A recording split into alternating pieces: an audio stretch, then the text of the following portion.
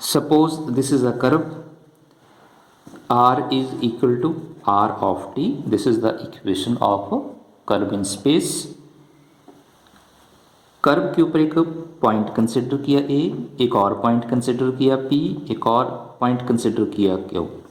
This Q be the, ये आपको अभी बताया, this Q be the neighbourhood point of a given point. और इस पॉइंट को और क्या बोलते हैं हम लोग, जर्नल पॉइंट भी बोलते हैं.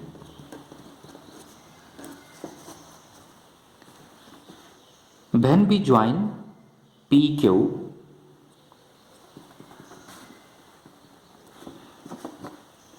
Then it represents a cord.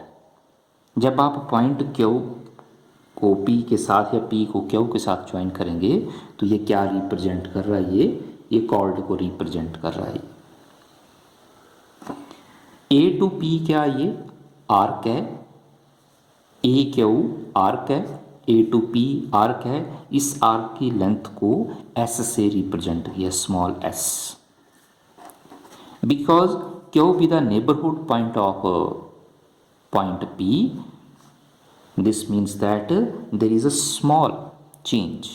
तो इस स्मॉल चेंज को या डिस्टेंस को आप कैसे रिप्रेजेंट करेंगे, इस लेंथ को कैसे रिप्रेजेंट करेंगे, तो एस की स्मॉलेस्ट वैल्यू या स्मॉलेस्ट वैल्यू को और क्या बोलते हैं, इंक्रीमेंटल वैल्यू. तो क्या लिखोगे आप, डेल्टा एस.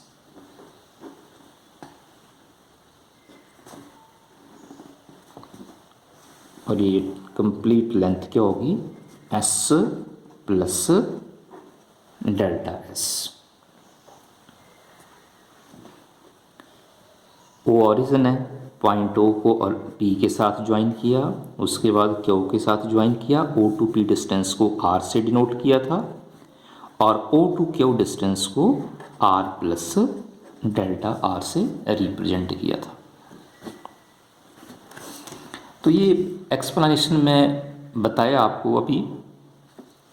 ये P Q, vector P Q की वैल्यू कैसे फाइंड की थी. P Q means this is a cord, this P Q is a cord, और ये वैल्यू फाइंड की है. तो पी क्यू की वैल्यू क्या आई थी, डेल्टा आर. कैसे फाइंड की थी, with the help of this triangle O P Q by using triangle law of vector addition. अब फाइंड क्या करना आपने, फाइंड करना आपने unit tangent vector, unit tangent vector at this point P. और ये यूनिट टेंजेंट वेक्टर कैसे find करना आपने इस पॉइंट P पर, तो सिंपल है. कैसे फाइंड करोगे, when point Q approaches to point P. जब पॉइंट Q P पॉइंट को अप्रोच करेगा, बोलने का मतलब जब पॉइंट Q P पॉइंट पर होगा, then this, because this PQ represents a line. This means that when Q approaches to point P, when this point is at this point, then at this point it represents a tangent. तो इस point पर क्या represent होगा, या क्या होगा, tangent line. Tangent line कैसे find करोगे, सिंपल है. सबसे पहले फाइंड करोगे unit vector of this chord P Q. Unit vector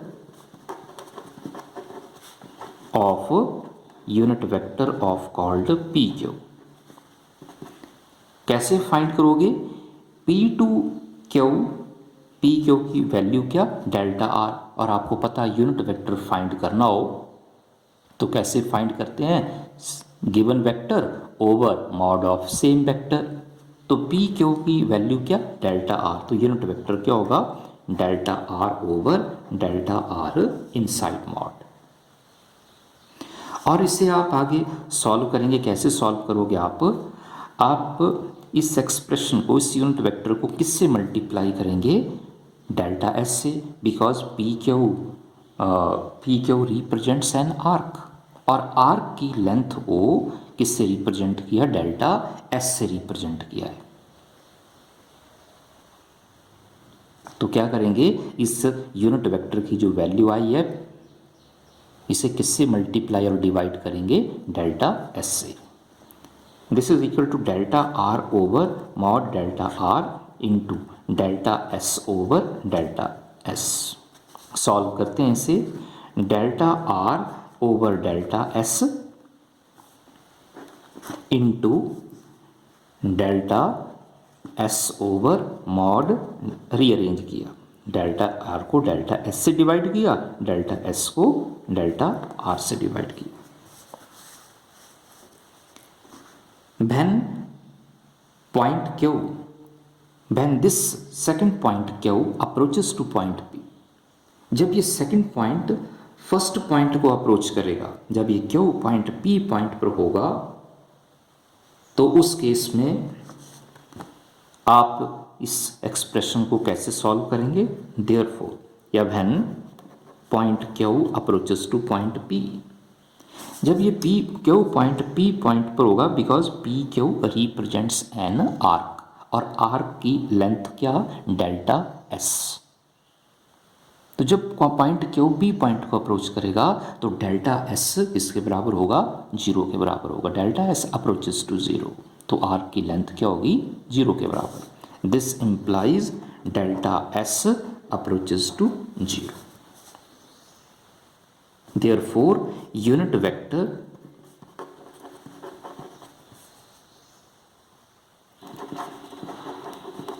along tangent at P, unit vector along tangent at P, this is equal to limit delta S approaches to 0, delta R over delta S into delta S over mod delta R. अब इसे solve कैसे करेंगे, simple है। When second point approaches to given point that is P, as point Q approaches to point P, therefore limit delta S approaches to zero, delta S over mod delta R. This is equal to limit delta S approaches to zero. Delta S क्या है, delta S इस arc P Q की length है, arc P Q, और denominator में क्या लिखा है, mod delta R. Delta R value है vector P Q, P to Q distance है डेल्टा आर, और ये पी क्यू क्या है, this is a chord P Q. When second point, this point Q approaches to point P, this means that both length of arc and chord are same. तो ये दोनों क्या हो जाएंगे, सेम, क्योंकि सेकंड पॉइंट जो है ये फर्स्ट पॉइंट पर होगा, क्यू पॉइंट पी पॉइंट पर होगा, तो आर्क की लेंथ और कॉर्ड की वैल्यू क्या होगी, सेम। तो ये दोनों क्या हो जाएंगे, कैंसिल, और वैल्यू क्या आएगी, 1। अब ये सेम वैल्यू आप यहाँ अप्लाई करोगे तो क्या आएगा, this is equal to limit delta S approaches to zero, delta R upon delta S, और ये वैल्यू क्या आई, 1।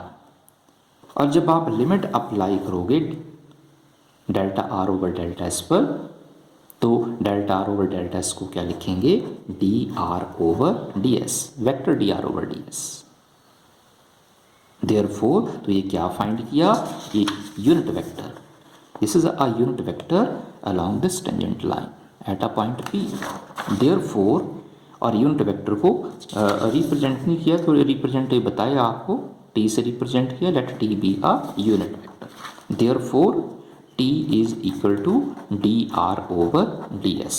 और ये आपको बताया एक्सप्रेशन में कि जब आप derivative with respect to S find करोगे तो आपने डैश अप्लाई करना। तो आर का derivative with respect to S को क्या लिखेंगे, R dash. This implies T is equal to R dash. This is the another explanation of unit tangent vector to a curve. तो आप इन दोनों में से कोई भी फार्मूला अप्लाई कर सकते हैं और यूनिट टेंजेंट वेक्टर फाइंड कर सकते हैं।